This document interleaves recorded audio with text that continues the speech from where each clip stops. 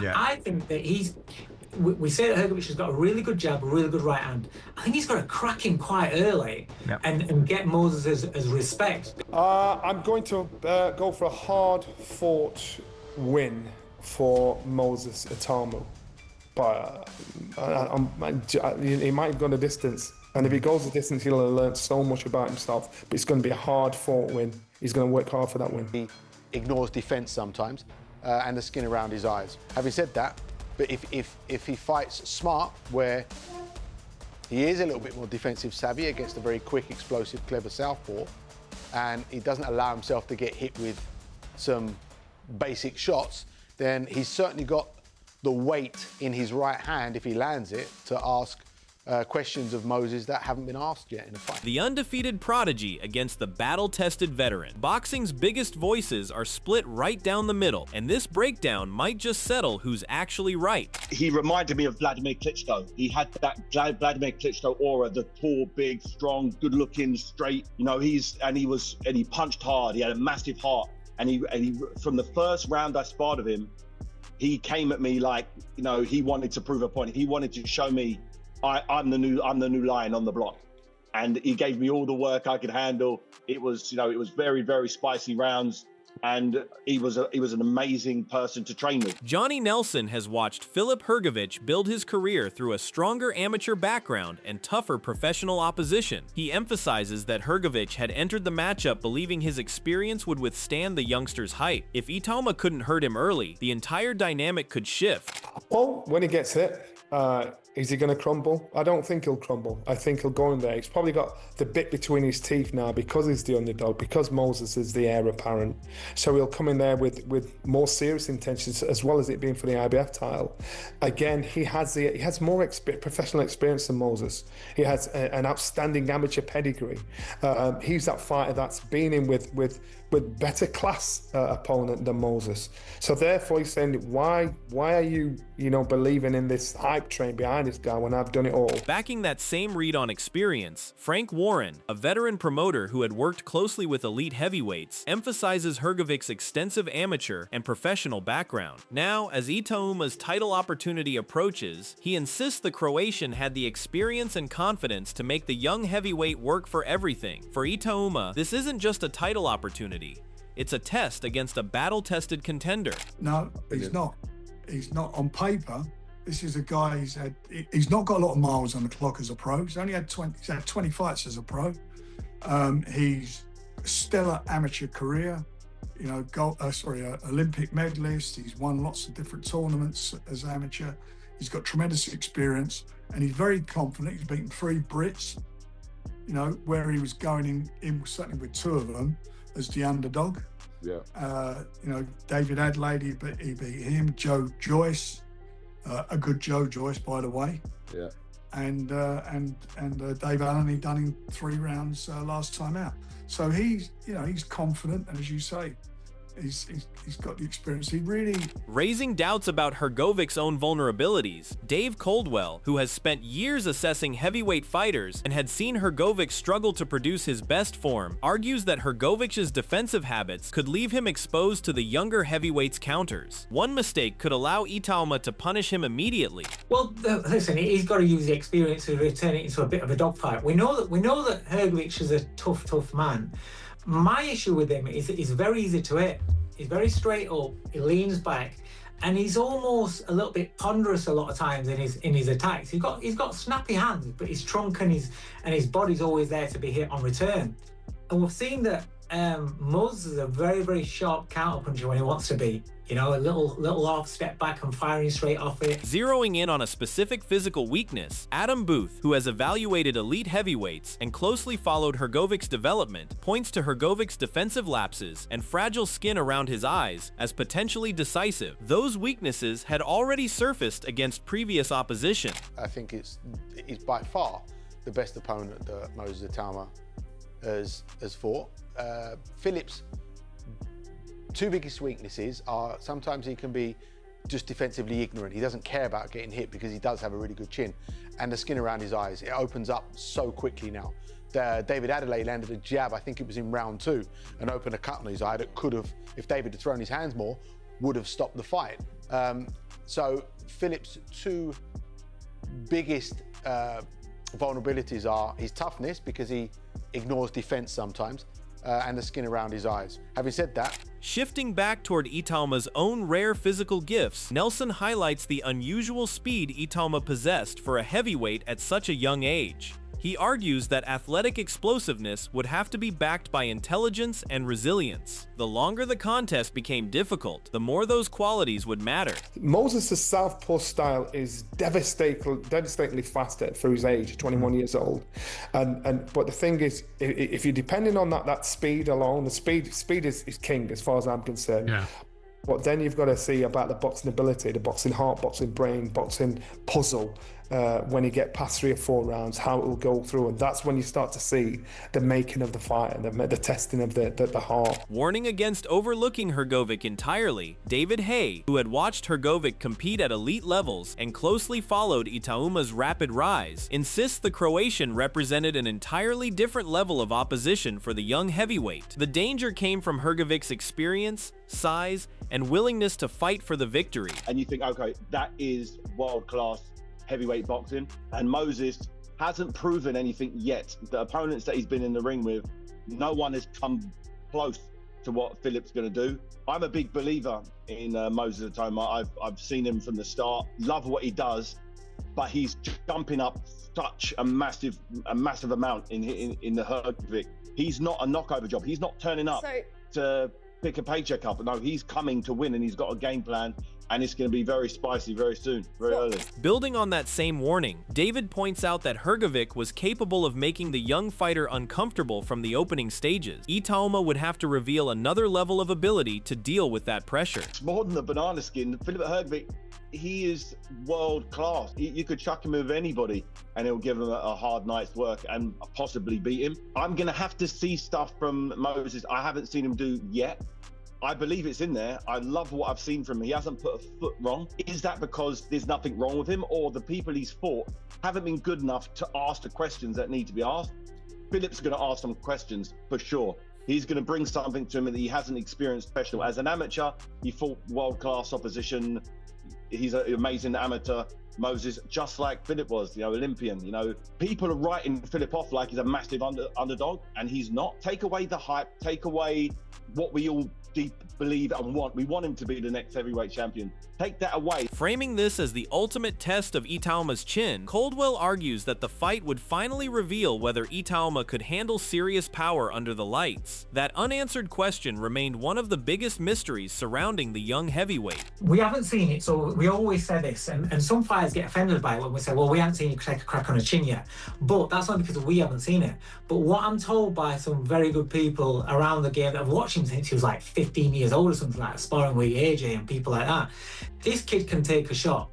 Now, if he can take a shot with 10-ounce gloves on in a real fight under the lights, we're likely to find out on Saturday night, to be honest, because I wouldn't imagine that at some point, Hrgovic is going to crack him.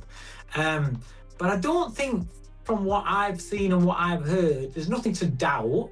There's nothing to prove because I haven't seen it with my own eyes, but there's nothing to doubt. So this is again why it's such an intriguing fight for me, because we should get some answers what we're still waiting on hearing. Pushing that same theory toward a specific finish, Coldwell insists that Itauma's speed could overwhelm the veteran and leave him badly marked up. The combination of sharp punches and Hrgovic's tendency to cut made a stoppage increasingly likely. I don't see past the Moses Itauma win, and that's because I do feel that Filip is very easy to hit.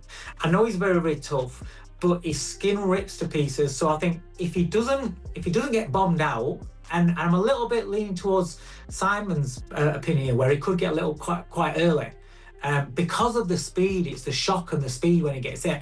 I know Filip's really, really tough, but if he doesn't get banged out, I do think he'll get ripped to pieces, and it could be, either a corner retirement or the rest stopping it on cuts. But I don't see it going points. Returning to Hrgovic's own dangerous tools, Frank insists Hrgovic's experience, power, and elite-level preparation could create serious problems. I mean, I've watched him on those interviews, round table stuff they played back to me. He's up for this. He really, really does believe he's got it. He hasn't got a lot of miles on the clock, as I said earlier. Yeah, he's only had 20 fights. And he's been in with good fighters. He's well respected. He can punch. He's a strong sod. And he knows, he's got a stellar amateur background. And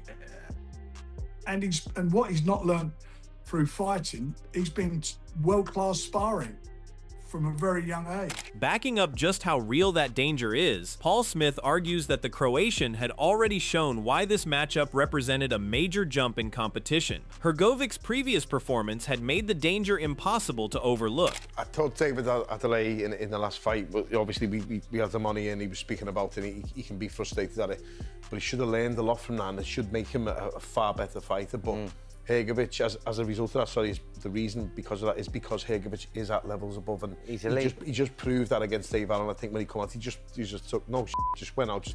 I'm going to get this done quick and just show you my level. So this is a big step up, I think, for the tournament. And I'm really, as I said before, I'm not trying to blow smoke up people's eyes, but I'm really impressed with the fight and the matchmaking, and I think it's one that I'm really looking forward to. Framing durability as Hrgovic's true weapon, Nelson argues that Hrgovic's durability could force the young fighter to earn every moment of the stoppage. For Itauma, this isn't just a power test, it's a test of whether he could break down one of heavyweight boxing's toughest survivors. I believe that he beats Hrgovic inside the distance via cuts. I don't think he knocks him out. I think Hrgovic is a durable guy. Look at Daniel Dubois, what he gave Hrgovic. Look at the shots that he actually took in those fights. David Adelaide was a classic one where he weathered that storm. Was it round 6? Wobbled him though. But the shots that Adelaide was hitting him with, I think this guy has durability beyond belief. Adding one more layer of unpredictability, Spencer Oliver argues that Hrgovic had historically found another level when the opposition became stronger. That made the matchup far less straightforward than his recent performances suggested. Filip Hrgovic is, though, that he does raise his game with the quality of opponent. He steps it up. We've seen him before where he's looked a little bit lackluster and not particularly good, and we've seen him where he's looked not interested sometimes against like Zhale Zhang when he looked like he was turning away, but he's got that ability to be able to stick with it and turn it. Laying out a specific tactical requirement for Hrgovic, Derek Chisora, who had spent years fighting at heavyweight and understood the danger of allowing an aggressive opponent to establish forward momentum, insists the Croatian needed to repeatedly establish his jab. Losing that range could allow Itauma to dictate the exchanges. If you're Filip Hrgovic's trainer, what would you advise him to do? Yeah. I would tell him, listen, you need to use your double jab. Is that the key, the double jab? Yeah, that's the key. Because if you let Moses come forward, it's a long night for you. I suppose as well, Moses is very good at countering the jab, so the double jab will take away that This is a counter. double jab. Don't put a single jab. Double jab and 3 jabs. Because yes, you move out of because the first jab is to get you there. Second jab is to touch him, and the third jab is just show him that you were there in his presence. But also, Carol, I know in that gym they're very keen on film study. Praising Itauma's efficient rise through the division, Castillo, who had followed Itauma's rapid development and seen how efficiently the youngster handled established heavyweights, argues that Itauma had already answered several major questions about his ability. Another strong showing would only reinforce that growing reputation. I would disagree that he hasn't been tested. I feel like the way he's sort of dispatched some of his opponents, it makes it look like they weren't as amazing as they were. But if we remember Dillian White, Jermaine Franklin, I think those are huge names. A few years ago, Dillian White was one of the biggest names, and the fact that he dispatched them so quickly and so easily, I feel like he sort of already proved that test. However, I feel with Filip Hrgovic, he was sort of billed as the next big thing a few years ago, maybe about 2 years ago, and I still think he is at the very top in terms of talent. So I believe that Moses defeating him will just be another question answered as to how good he really is, because I believe he's excellent. Speaking from genuine first-hand experience in the gym, Johnny Fisher, who had personally sparred Hrgovic before facing Daniel Dubois and seen his physical strengths firsthand, insists that Hrgovic brought speed, movement, and a dangerous punch selection that stood apart from what Itauma had previously encountered. We saw the toughness, the chin that we're talking about there with Hrgovic.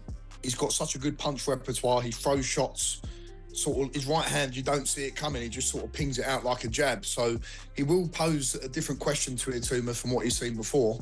But yeah, the speed of Itauma, the footwork, it's on another level to anything that I've been in with. So yeah, it's a tough one to call, because I do think if Itauma gets dragged into a Hrgovic type fight where it is going back and forth, this is the acid test. There has been, Franklin doesn't compare, Dillian White doesn't compare. Right. Hrgovic is a bona fide world level heavyweight who could be a world champion in his own right.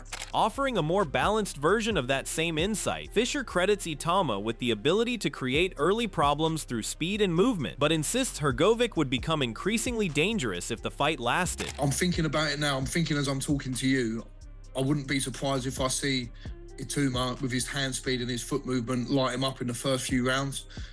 But if it does go to round 5, round 6, round 7, round 8, I would favour it Hrgovic as it goes on. I remember watching Itauma in one of his early days. He actually broke his hand in the fight at fighting a guy called Konstantin Dobchenko, and he went 6 rounds with him and couldn't make a dent in him. So there's lots of variations and variables in the game of boxing. It's all about how it turns up on a night, and Hrgovic is obviously a world level guy who's got his own punch repertoire and power, so let's see how it pans out. Doubling down on Itauma's proven track record, Fisher insists that Itauma had already handled every challenge placed before him without needing to prove himself by absorbing punishment. I think for me, there's both pluses to what they're both saying. Fitness and having a good chin comes from being super fit, of course, but Moses has passed every test in front of him. If he doesn't need to get it, why would he want to get it? It doesn't need to. Speaking directly on what this win would actually mean for him, Moses Itauma recognizes that Hrgovic's previous accomplishments could make a victory over him especially valuable. He argues that a dominant showing would force everyone to appreciate the level of opponent he had overcome. The bigger the performance, the greater the impact on his reputation. I guess the good thing in boxing is I can claim them achievement, if that makes sense. So Filip Hrgovic would have done all these great things, but if I'm able to do a number on him, then people are gonna be like, yeah, Hrgovic was good, but you see what Moses Itauma did to him? Do you know what I'm saying? So it's just a respect thing and a kind of an ego, boost my ego. Speaking to the mental side of his own preparation, Moses insists that preparation had removed the fear factor because he viewed every opponent as a problem he could solve. That mentality suggests confidence without dismissing the differences between opponents. No, I'm shocked that you said it. Listen, I think boxing is, for me, it's a puzzle. And with the right preparation, I don't feel like there's a puzzle that I can't solve. So I wouldn't say that I necessarily fear anyone. It's just there are fights out there that might be easier than others. Firing back with old-school confidence of his own, Filip Hrgovic, who had built his career around a straightforward, old-fashioned approach to preparation, argues that the younger heavyweight had become too dependent on a modern support system. Yeah, and you asked me about this nutritionist, drinking water on press conference, blah, blah, blah, psychologist, coach for sleeping, coach for jerking off, coach for... I don't know. I don't believe in that. I believe in old school, working hard, and don't bullshit too much. Drink how much water you want. If I'm thirsty, I'm drink water. If I'm not thirsty, I'm not gonna drink water. How's this guy know how much water I need to drink? You know what I mean? Doubling down on that same old-school mentality, Hrgovic insists that those qualities gave him unwavering belief in his ability to handle adversity. For Hrgovic, this isn't just a fight, it's another test of the mentality that had carried him to the top. It's all about your mentality, and your lifestyle gives you your mentality, so yes, of course it's important, and it gives me belief in myself, and that was always my power, my lifestyle, my character, my discipline, my courage, will. I had a lot of wins, not only in ring but outside of the ring. Nothing could stop me. Look. Backing that confidence with a bold prediction of his own, Hrgovic also insists that he had enough power to end the contest immediately and planned to attack far earlier than usual. I said about a first round knockout. Do you think you could knock him out in the first round? Of course, man. Look this. Touch this. You're strong, mate. Fuck, Sure. man, I'm strong like a rock. I Yeah. can knock out a horse. Yeah. So, of course, I believe. And he start fast. You know, don't start fast. I'm slow starter. But this fight, I will start fast. I must train to start fast, and I wanna get into the fight with him. Speaking from experience against elite power himself, Hasim Rahman, a former heavyweight champion who had faced elite power punchers himself, credits Itauma's ability to close fights with making him stand apart. Like I've seen no flaws. He gets people out of there, and that's what you want to see in a heavyweight fight. And then it's like, if this guy fought him and that guy fought him and they went to distance, and you knock him out, he's knocking out people that don't get knocked out. That's the differentiator. He's showing you that he's special. Taking that praise even further, Hasim believes the youngster could eventually stop even the sport's best names. I'm still favor Usyk right now, but in a year's time, I think he beats him. And I would go so far as to say I think he stops him. The key just 21, 22, and what he's been doing.